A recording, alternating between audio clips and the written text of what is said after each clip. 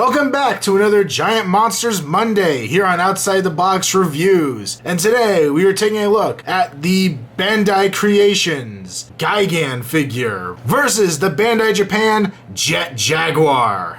Both of these kaiju and a giant robot, I guess technically, square off in the 1973 film Godzilla vs. Megalon. Though I think this Gigan is based more on his original appearance than his Megalon appearance. But this is a nice little comparison here, because what we have on the left is the American release. They took a lot of the Bandai Japan figures, and some they redid completely, and others they just did minor tweaks to. And to be quite honest, I'm not familiar with the Japanese version of this Gigan, but it's up against one that is straight Japanese import. So we can kind of look a little at the at least build quality of these two pieces. Starting off with Gigan, Gigan is a character that I love in the Godzilla franchise. He's just a ridiculous space chicken with a saw blade on his chest and hooks for hands. It's like Candyman, except giant and green and gold. And my love for this character really comes from the fact that he was one of the first Godzilla movies I owned. Godzilla vs. Gigan was one of the two original Godzilla movies I had in my collection, so I've always had a soft spot for the guy. The sculpt Bandai Creations did on here isn't too bad. He definitely has a nice kind of skin texture to it. It's not just flat, it's kind of modeled a little bit. He has his big chicken beak with the side beak going on there, his big red visor eye, silver spikes going down the back of the head, some nice kind of folds in here where the costume would have kind of been bent up. Decently detailed scales on the chest, a nice gold paint job, the saw blade spikes coming down his chest. His arms are just kind of plain green, ending with the silver hooks, which I think are a little overly exaggerated.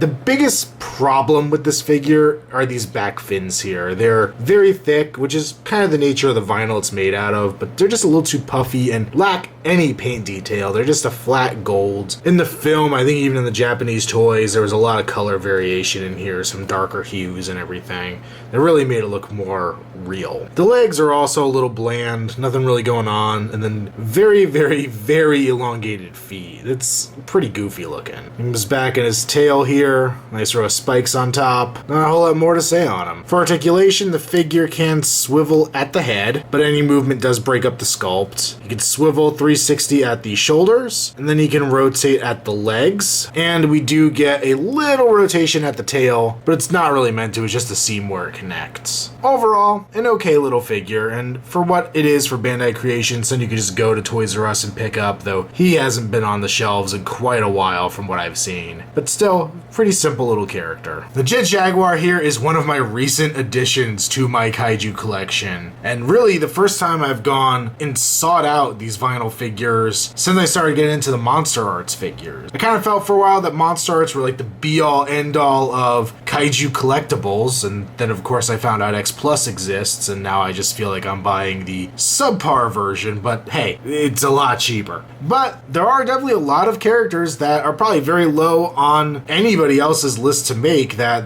exist in these soft vinyl figures, so that's kind of cool. And just a quick note before we get into Jet Jaguar himself, these figures don't have traditional packaging in Japan. They have a card that's stuck on them and has a picture of the character on it, some stuff on the inside, stuff on the back, just very, very simple. And as Outside the Box Reviews, I have to say, I highly approve of this packaging method. Simple, and if you wanted to keep your figures mint, it's really not in the way. It's just gonna flop off to the back of them here, and it's a picture of the character. It's not something that's going to take up any extra space. You can still pose the figure for as much as you can with these vinyl figures.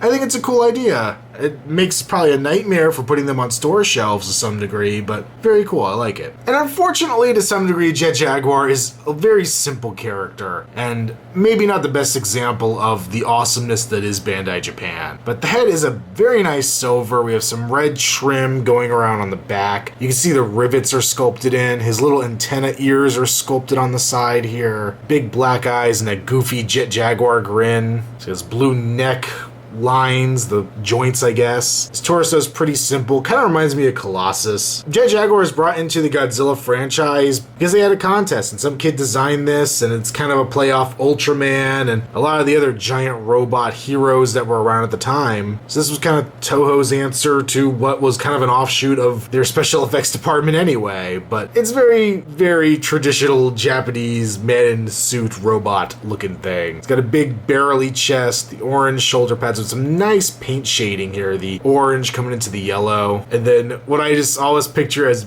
dressing up as a robot as a kid. You have like the dryer vent hose looking arms, the blue in the middle, the silver fists on him. I do like they gave him fists because Jet Jaguar, punch, punch, punch. He's got his little emblem there on his crotch. Nothing else, there's a lot of nice paint detail. The paint is nice and bold, and there is some fading in the orange yellow, kind of making it a sunset hue. And the sculpt is very nice on him, which is good because I feel if he wasn't, he would just feel like a cheap bathtub toy because he's very lightweight, obviously very hollow vinyl. And then there's not much in the way of articulation. You get nothing in the head. You do have a waist swivel, and then your arms will go and spin around. Nothing in the legs, nothing else there. But you know what? All you really want is Jet Jaguar standing there looking menacing. So overall, I really like both of these figures. The Gigan, being Bandai Creations, I know gets a lot of flack just for its very nature. They do tend to be inferior sculpt and paint to the Japanese equivalents, but I'm a strong defender in the fact that you could just go to a store and buy this easily in America, and that shouldn't be discounted. It should be celebrated among Godzilla fans that the stuff is available to the mass public in such an easy way, so people who may have grown up with this have an easier time getting it for their kids, getting their kids into the series, or just geeks like me that love these characters from their childhood and want to have a massive display of them. One day I may go and seek out the Japanese version of Gigan and have a better version of my collection, but as it stands, I'm not disappointed with this guy. He's gonna get the pass, the cult classic status. And as for Jet Jaguar, he's gonna get the same. He's also a cult classic figure in my mind. He's very simple, and there's not a whole lot going on with him on first glance. But actually for this review, I think I've come to appreciate him more than I did even before, and I liked him before, but he has a lot of great tiny sculpted details that are actually kind of easy to miss because the way he's painted is so big and bold and just solid, but it all really works for me. I think he's a lot of fun, and even though Godzilla vs. Megalon is an awful, awful film, I have this ridiculous affection for the character of Jet Jaguar, for his stupid, stupid theme song, which if you haven't heard, look up the Jet Jaguar song here on YouTube. I'm sure you'll find it very easily, and it is ridiculousness. But both of these figures, I think, stand up. I think they're worthwhile to a Godzilla collector's